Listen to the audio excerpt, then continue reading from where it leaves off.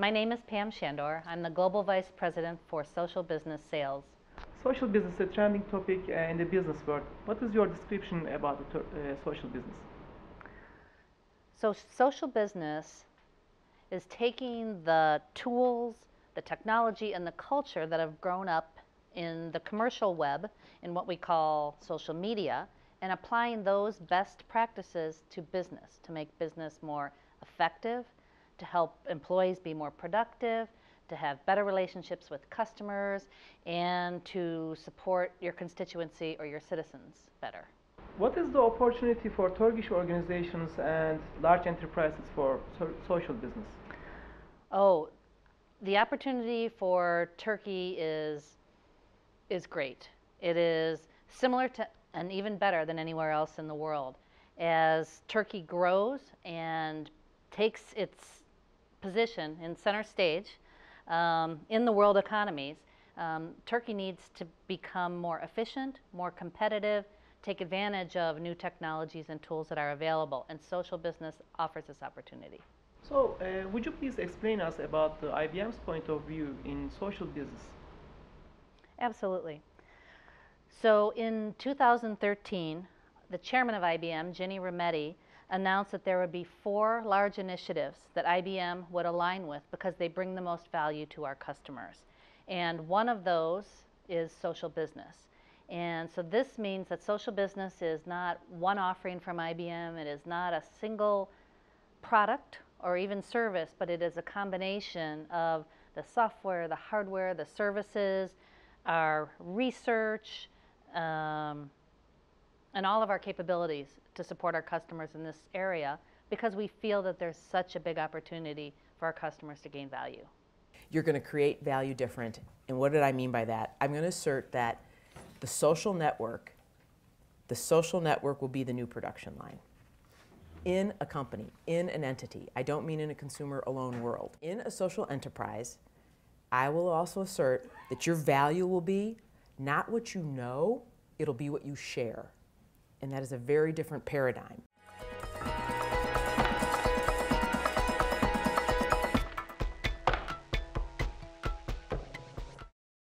During the events in Turkey, we have learned that you are managing a great team of people, and you are trying to help the organizations to adopt the social business easily. Can you explain us about it? Yes, I will. I have a great team of about 40 people around the world, and they have much experience with social business, with helping customers to be successful with adopting social business technology. And what we do is that we have shared this information with clients through workshops to help them understand what's the best opportunity for them to get value from social business, through models of return on investment so they can see what the value would be. We also have services and offerings around adoption, because social business tends to be transformational and strategic to organizations. So making sure that it's adopted and delivered correctly in the organization gets the most value, and we will share this with our clients. And have you applied an approach? Do you have an approach for these patterns of customers? Absolutely. So from this work that we've done, we've identified that there are 6 business patterns where social has been applied that provide value in 70% of our customer successes. So we've boiled it down to these 6 business areas. The first is knowledge sharing and innovation. The second is reinventing customer engagement. The third is mergers and acquisitions. We have safety, that includes both public safety as well as workplace safety, finding expertise, and recruiting and onboarding.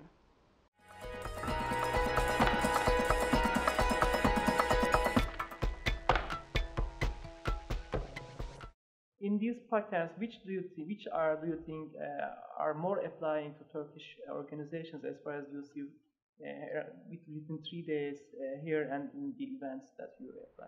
So the feedback that I've been getting from the clients that I've met with, from our IBM business partners, and from the IBM team is that the ones that are most relate best to their clients is probably reinventing client engagement.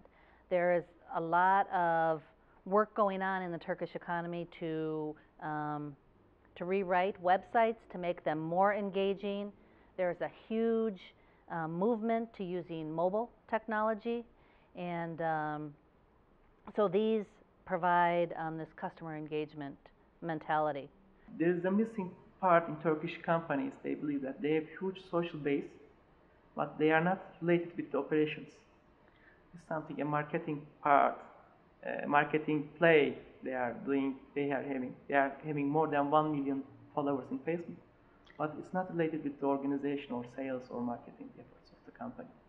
I see. Not using it. So maybe we can, you can give some examples about the positive side of social business in client engagement inside the company, or engaging the operations with the social media or social.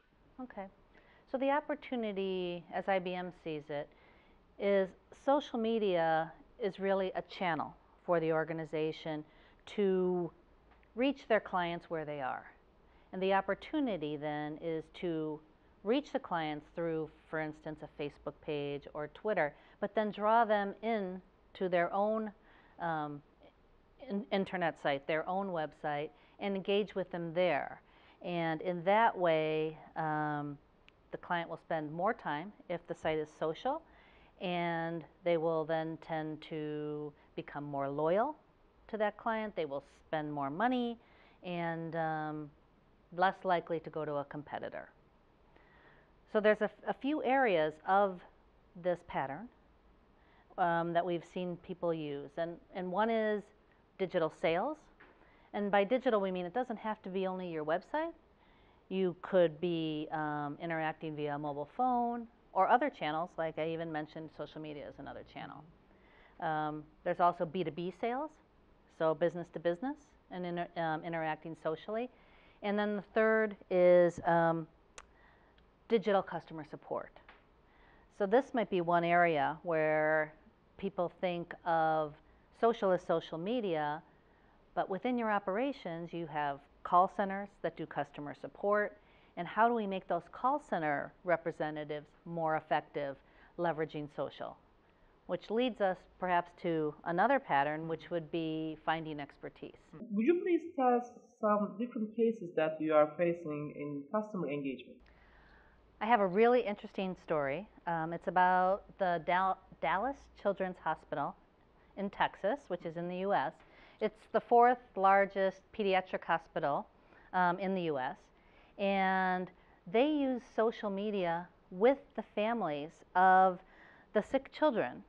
So rather than the families having to come into the hospital to attend a support group, to share stories and share how they care for their children, but instead they used a community.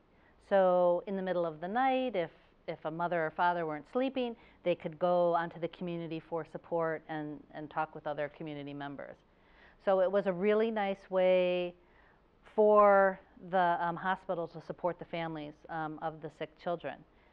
In another way, though, they used social to make appointments online and do some very business-oriented things as well that helped the hospital reduce costs and actually even increased the number of times that people actually went to appointments versus missing them.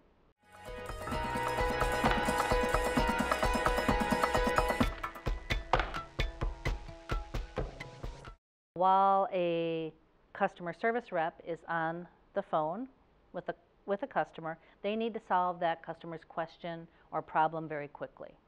And because the more calls they do per minute, or the more quickly they get the customer's answer, the happier the customer is, and the more money that the client saves by serving their customer better. So finding expertise can help that contact center rep find very quickly information that they might not know from the top of their head, or they might not know where to find it. So finding expertise can very quickly use things like tagging, like bookmarks, blogs, wikis, to very quickly find information from an expert who may or may not be available. I think inside the company we can use this pattern also for the distributed organizations like banks or financial institutions. You have lots of customers in that area also. Yes, we do. In the banking area, um, let me give you an example. IBM is the market leader in social software worldwide, and our biggest client base is in banks. So some people might think this is surprising because banks tend to be more conservative, and of course we're glad that they are because they're holding our money. Yeah. And when they're dealing with people's financial information, they need to be very conservative and careful. However, social is providing a lot of value to banks, internal with the organization, as I mentioned, like finding experts. For instance, a local branch officer may have to cover 50 to 100 clients, and every one of those clients' needs might not be an expertise of that individual. Mm-hmm. So they could find expertise, and it wouldn't even have to be the person sitting next to them. It could be somebody across the country who would know how to solve this particular problem. So it can be very, very helpful.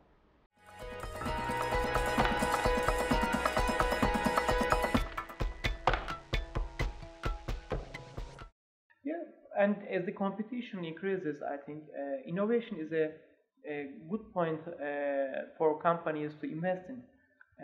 How do you think social business help the companies in terms of innovation, or how they can increase the innovative thinking pattern in their organization with social business? So I really see social as a technology that supports innovation.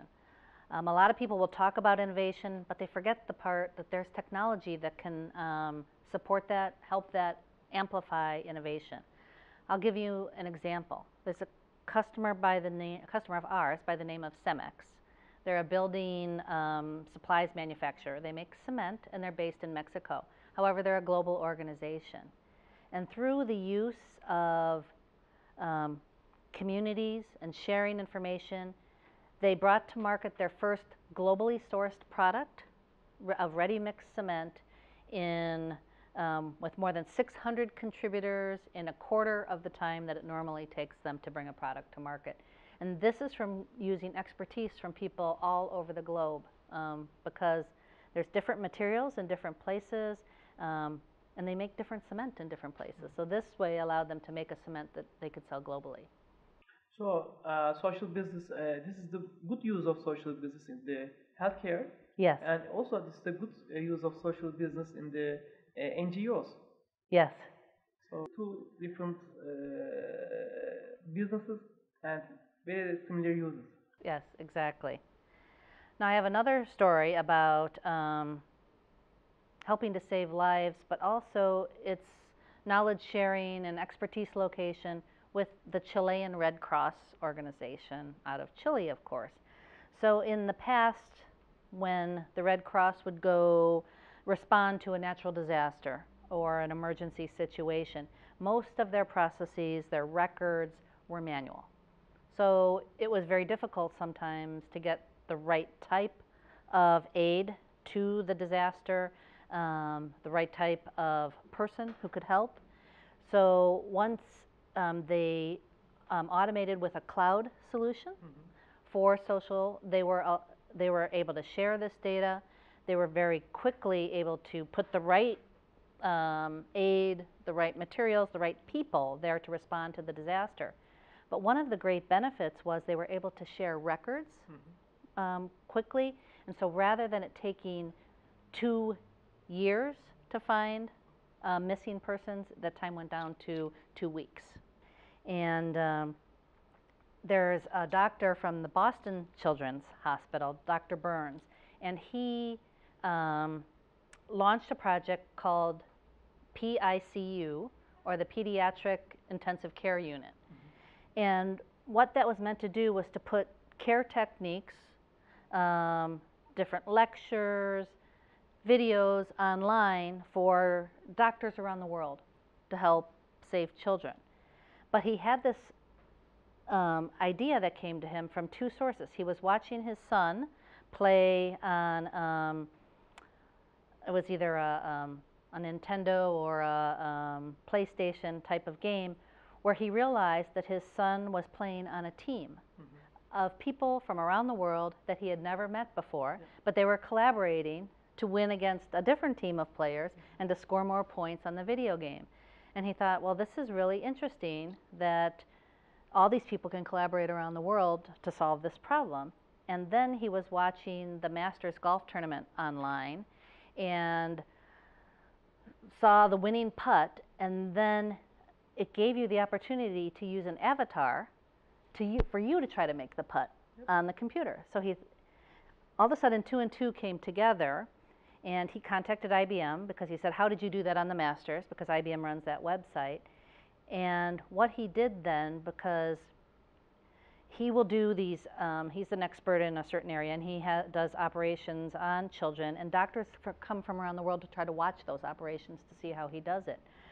So instead, what he did was they used an avatar then so that people remotely could actually practice before they did an operation. Wow. And they could use the video to see the operation and then practice with an avatar until they got the technique correct before they tried it on a real child.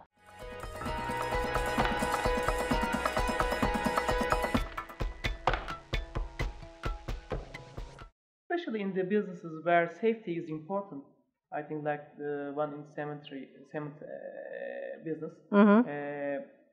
I think it's very important to teach people about safety procedures and all that they can help to do their business in a safe way.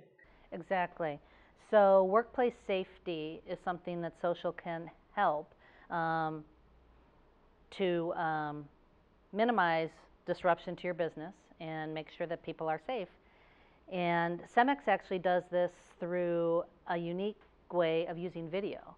So when they have a problem with equipment, they take a video of it, they put it in the social network, and people can then collaborate on how to solve the problem, and then they store it for future use once they've successfully fixed it.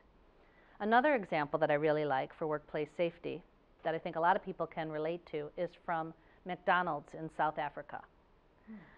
So you know that McDonald's makes French fries, or the people in McDonald's make French fries, and that oil can get very hot. So there is a big manual that they hang on the fryer, and it has many pages, and they expect the employees to read the whole manual so that they use the fryer safely.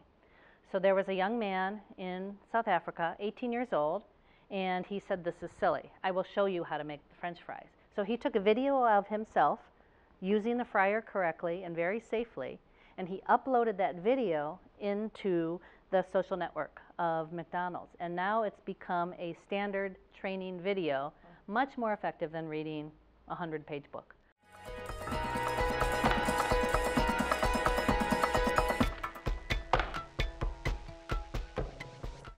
I have to mention that we are a very young country, and we have lots of people who are newly graduated from the university or in the university stages, and it's getting a bit complicated process for getting the new talents or the all people to the companies or the organizations, and HR departments have some problems, facing some problems in reaching these new type of people, new type of generation. So there's a couple things here where social really affects this, what we call the Generation Y or the millennial population. And these are the people that grew up with computers, using social networks. It's part of their DNA, really. They're, what do we call it? Digital natives, right? Mm-hmm. And so using these tools for, number one, recruit the right people. So being able to share in your recruiting sites more about your culture so they can learn about the organization and figure out if it's a good fit even before they apply for a job. We have tools where we can quickly answer a questionnaire while someone's filling out a job application online to find out if that person would be a good fit for our organization or not before we actually make the offer.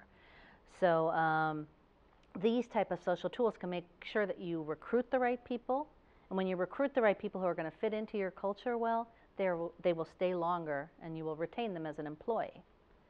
The second part is how do you get them effective and working quickly or onboarded as fast as possible, so they're effective in their jobs. And social tools also with things like access to experts to tell people how to do their job quickly, or give them access to that right information that we talked about before. Give them access to people who they can ask questions of. Start a community among all of the people who are new so they can share their challenges and share with them how they quickly solve them. And one other thing I would like to point out is that recently there was a survey done that showed that 45% of these millennials would take a job that paid less if the company offered these type of tools to do their jobs better.